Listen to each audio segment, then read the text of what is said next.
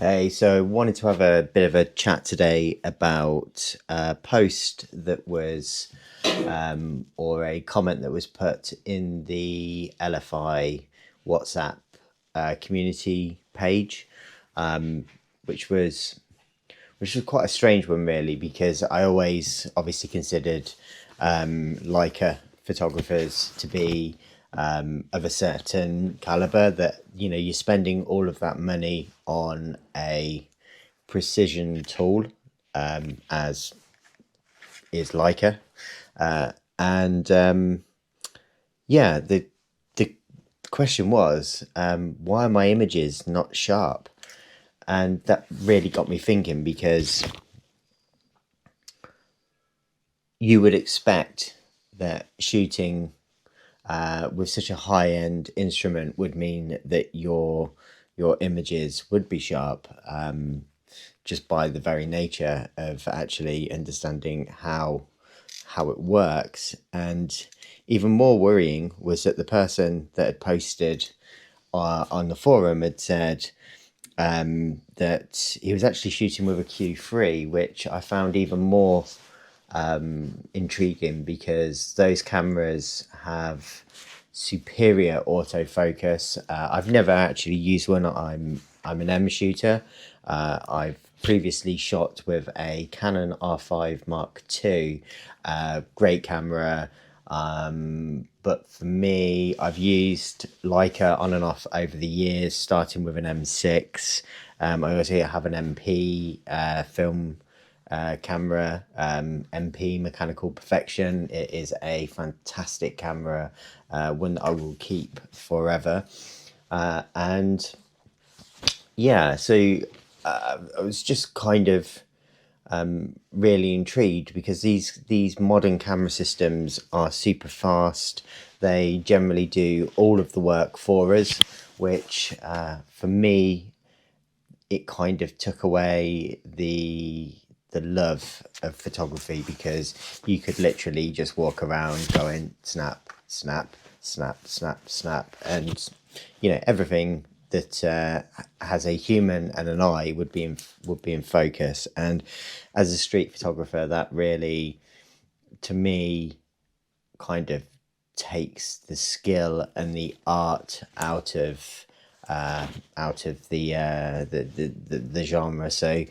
So yeah, I asked a question back to the forum, just asking what the camera settings were, and the problem immediately presented itself. So before I go into that, initially people were saying things like, "Oh, mine is the same, struggling with autofocus, or my images are soft, even at f4, f5.6." And but it's only happened since the firmware update. So really, that led me down the path of, okay, let's have a look at your settings. So it turned out that everybody that was posting, yes, agrees, since the firmware update, there's been a problem.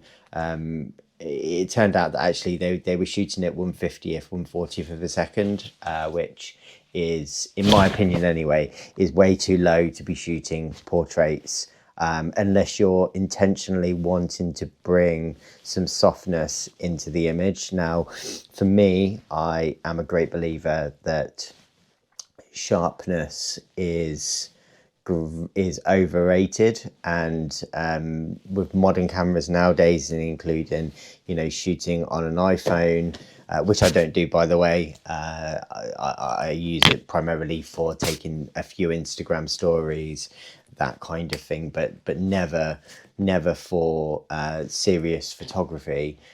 And I think actually we put too much emphasis now on sharpness, because we're so used to seeing extremely sharp, pin sharp images that pop out of the page.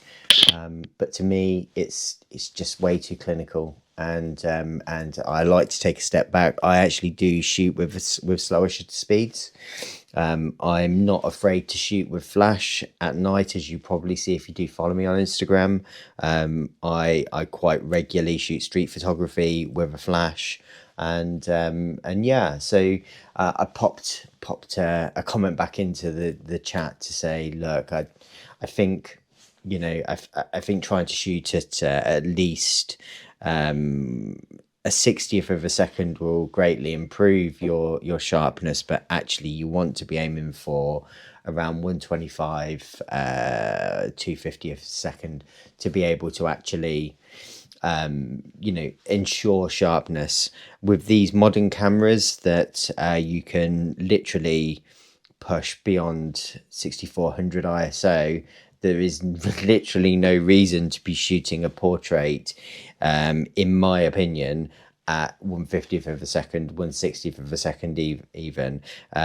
Really, when you're starting to get down to, you're already shooting at f2. When you're getting down to 60th of a second, you're really not understanding how to use the manual settings properly on your camera. And again, something else that's popping to mind here is that I think that a lot of people are actually probably using aperture priority, forgetting about ISO. They've probably got the ISO set to, I don't know, to 100, because they believe that actually they want a super clean image, no grain. They're trying to avoid any sort of digital grain creeping into the image. But actually, I think that's probably what was driving the shutter speed down. I didn't go into too much detail because I really didn't want to come across as being Mr. Know-it-all. But yeah, it was just an observation that I made, and I think a lot of us would benefit from, if we are going to spend the sort of money that we do on a Leica and a rangefinder, or even a Q3, which to me is a compact mirrorless camera. Essentially, I've never used one, so I can't really comment. But as an M shooter, as somebody that has invested in this system, I've really, and I guess I'm spoiled because I have been a photographer for for many years, and I moved away from using automatic settings for some time, and in fact, for me, with the M system, being able to flick up the ISO dial and leave it flicked up if needs be. So if I know specifically what I'm trying to shoot, and it might be that I know that I want to be around f4, and I want 500 shutter speed, then I can literally flick between ISO to dial in the exposure that I want. Exposure is another story. One of the other comments that I made, because there was a little bit of pushback on the suggestion that actually really controlling your shutter speed when trying to get sharp images is important. One of the other points that I raised was around understanding how to read light, and going back and understanding the Sunny 16 rule being super important to a photographer, and understanding that if you're shooting film, for example, you want to consider the shadows, because shadow detail is extremely hard to pull back, or to push, should I say, because that's the right term. And in digital, it's very hard to pull highlights back that have been blown out. So I think as well, it's quite important that you take that into consideration. One other point that I would probably raise is on my M10P. It's this, I love this camera. I will probably keep this, even though it's now quite aged and would be considered as it's a 24 megapixel sensor. It's nowhere near punching at the M11 weight, but I don't need all of those pixels because I like to compose and properly frame, and I don't like to crop images. So I think I don't shoot commercially. This is a perfect system for me, so I'll keep it.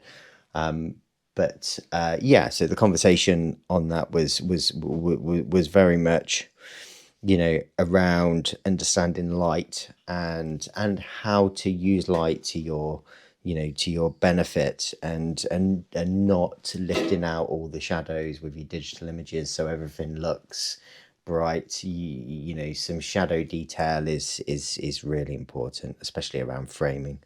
But anyway, yeah, I just wanted to share that, and give everybody a quick look at my M10P. Any questions, feel free to pop them in the comments, and I'll get back to you. Yep.